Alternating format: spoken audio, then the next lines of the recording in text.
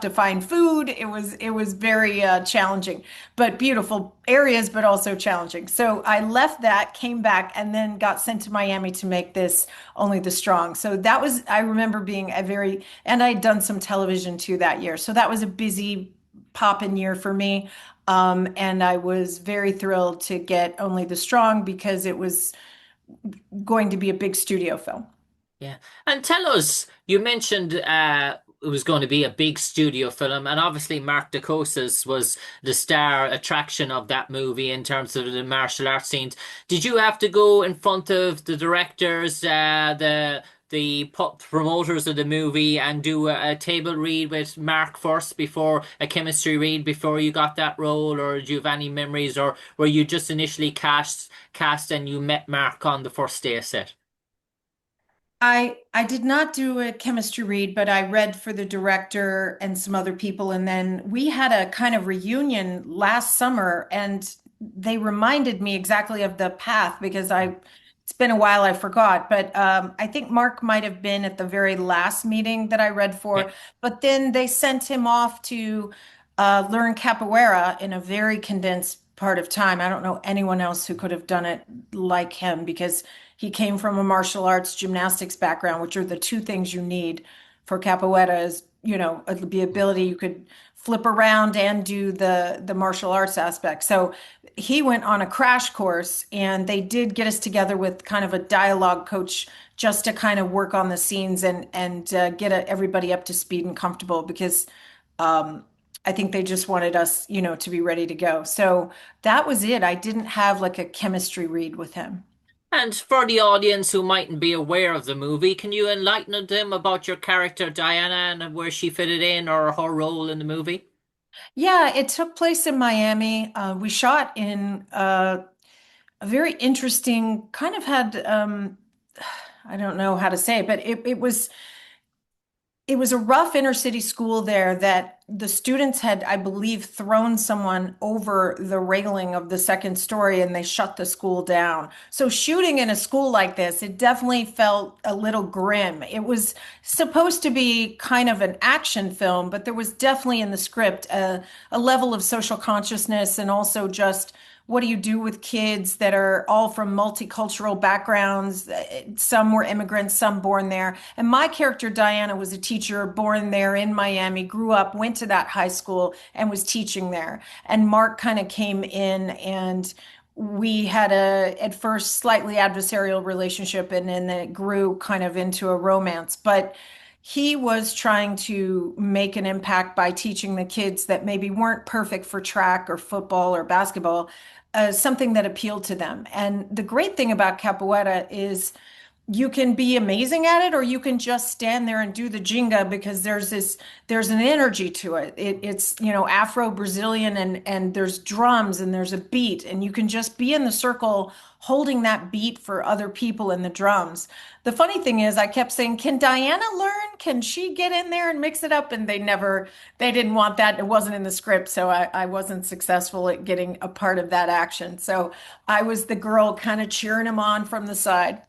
So. And Stacey, that must be a whole lot of fun as well, playing that sort of teacher role to rough punk teenagers who are trying to act brash and give you all the sort of lip. When the camera stops rolling, that they're young, talented teenagers that are so nice and sort of so friendly, but then when the camera turns on, they come turn the worst nightmare in terms of brats and disrespect and disgrace and all that sort of stuff like that. And Yeah. teachers like that are on the verge of a nervous breakdown. I imagine those sort of interactions are very humorous to play when the camera stops rolling and when the director calls cut.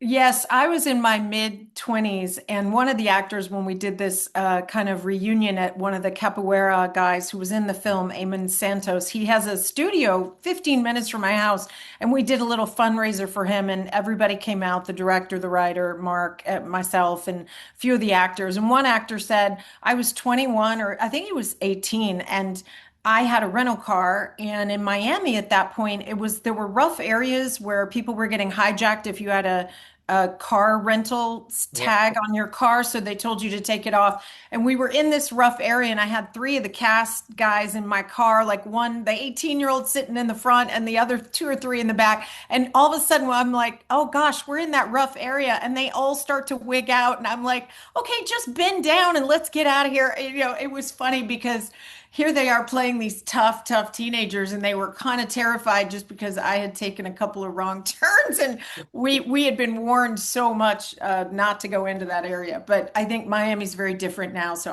I'm not saying it's the same. But yes, it was funny to feel like you were the adult when you're in your mid-20s, and you were the kind of uh, teacher, on the set. And let's talk about another prominent a prominent person in the movie, Jeffrey Lewis, who played Kerrigan, given an outstanding role as one of the sort of teachers as well. Did you sort of feel that sort of connection, that sort of teacher school connection? Did you sort of play off each other as well?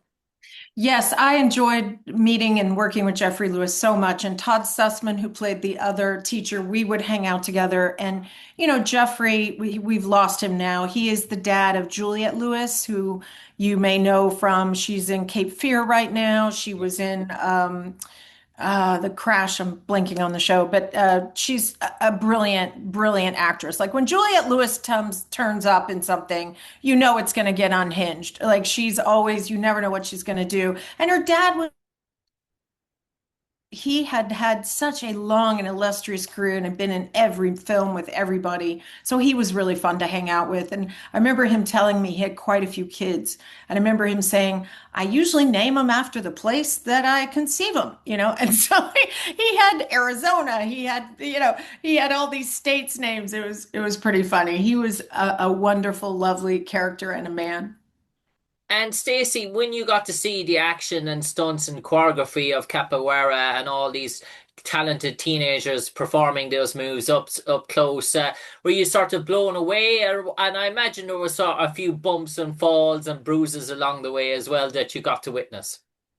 Yes, in fact, I remember there was one day where we were in a graduation scene in the film, and we had all gone to dinner the night before. And Mark doesn't drink, but we had, tried to push him to have a couple sips of wine celebrating with us.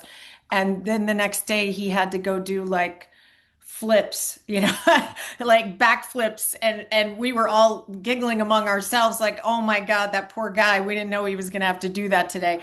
But the cast, the guys that played the students, they also had a crash test in being able to do it. I don't know if that played a part of why they got hired, if their athletic ability, was a part of it, but it's very tough to just pick up capoeira, whether it's in 3 weeks or 6 months. It is quite tough. So they did an amazing job picking it up, and they had great capoeira instructors the film brought in, and like I said, one of them is still to this day has a school where he has turned out a ton of people and sent a lot of his teachers to Brazil and different places to continue to teach the art form.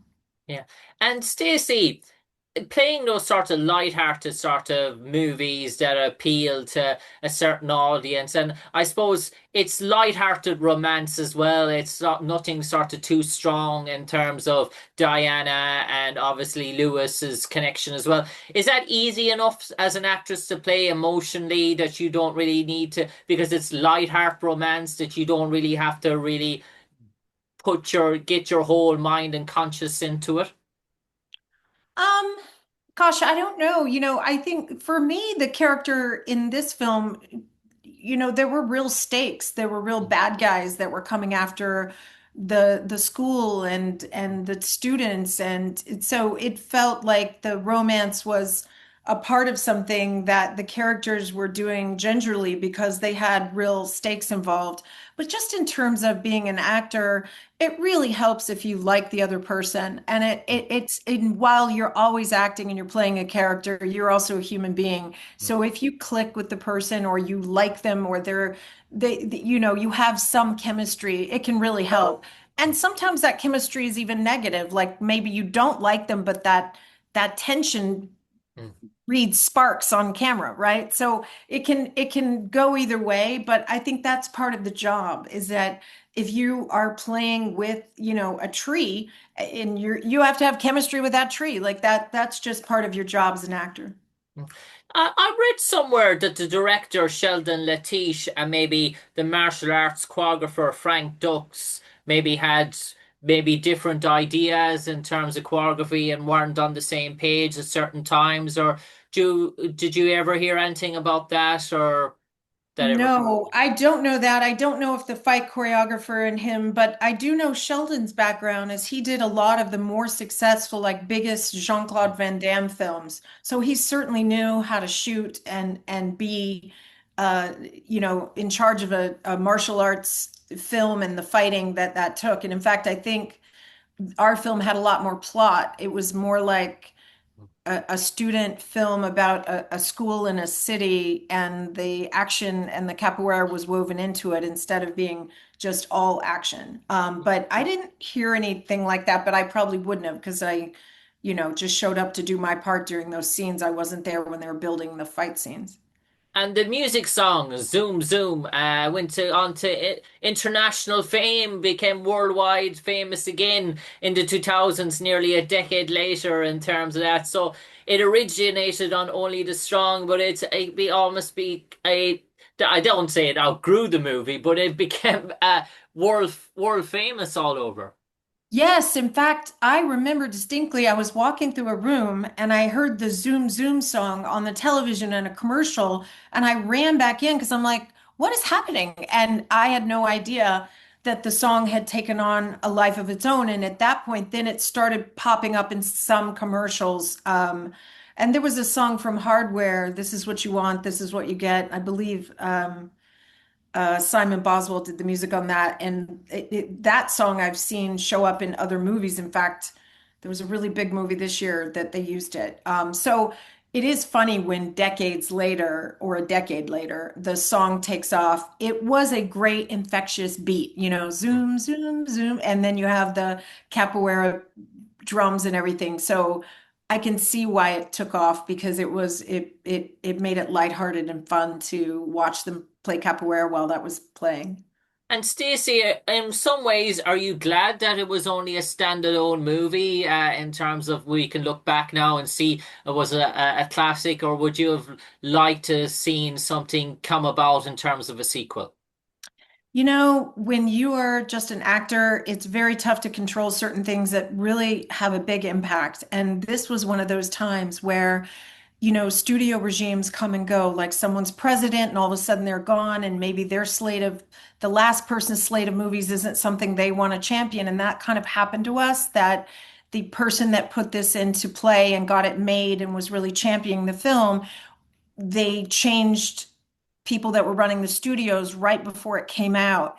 And someone told me later that it had tested through the roof, but the new person in charge really didn't want to promote it because it was the old person's baby.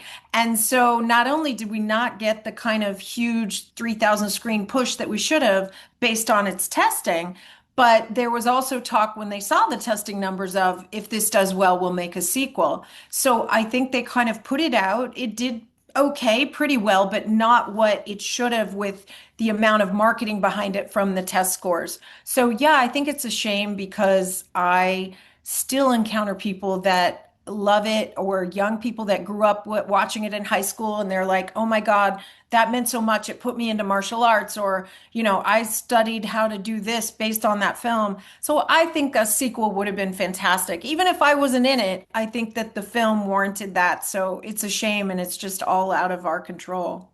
And second last question before I switch on to something else. Mark Dacascos, did you keep up sort of contact or relations for a while period, or in terms of being on speaking terms? Yes, Dacascos. Dacascos. I know. Well, with your Irish accent, it comes off different. Yes, we stayed in touch and were very close for about a year after shooting. And he went off to Paris and was doing some films. One of them was with Sam Hadida, and I was doing a TV show. I think I was doing a Highlander show in Paris and had my wallet stolen on the metro, and Mark helped me connect with Sam Hadid, who, helped me out and got, some money in my pocket over the weekend. This was pre ATM, Apple phone, Apple Pay, right? So anyway, yes, stayed in touch with Mark, and we're still very friendly. Okay. And Stacey, I do believe you've traveled a bit, and some of those travels have brought you to the Emerald Coast of Ireland. Yes, one of my best friend years ago, we went to Dublin and then drove a car to, I think, Adair, and then In Limerick, yeah. yes, and then we saw clips of more. We did very, touristy things, but we loved it. And this was pre-cell phone. And a professor cousin of mine had done some family tree stuff because my mother was a Dennehy, and her father came from Ireland, from Cork area. And so he had said, "Oh, you have this woman that lives in Cork who's still alive, and then there's an older gentleman in Dublin." So I called the woman from Cork, and I'm on like a hotel phone. So it was like, $3 a minute. And she told a long, wonderful story about the priest in the town. And do you know the priest from No? And I'm sitting there dying, thinking how much I'm going to owe on the bill. And then she was lovely and had me send her a letter and everything, and couldn't have been more heartwarming. And I wasn't near her, sadly, to visit and meet her in person. And then I called the older guy, the relative, who was like 80 something in Dublin, and was like, "Well, I'm here, and I'm a relative of blah, blah, blah, and I would love to meet up." And he's kind of just got quiet. And would you like to meet for coffee or something? And he's like, "No, it's okay." He just had no interest. And later, when I got back, the professor cousin said, "Yeah, I've sent him too many people. I should have warned you. He's done. He doesn't need any more American relatives from however far back." So I laughed because I had both extremes of like super happy to hear from me and like, "Why are you calling me?" But I have not made it to Cork, and since all the 23andMe and Ancestry, um, my husband helped do a deeper dive, and I do have pretty extensive ties to that area of on my mother's side. Stacey Travis, before I let you go now, final plug. For people who haven't seen Only the Strong before, why should they catch up on video, streaming platforms, any sort of device that's showing the movie? And when they do, Stacey Travis, what's in store for them?